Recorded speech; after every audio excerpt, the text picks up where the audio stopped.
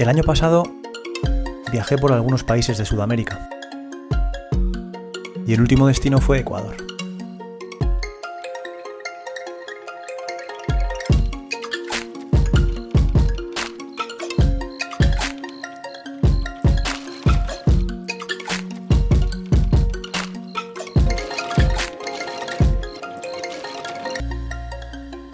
Una noche me robaron la mochila.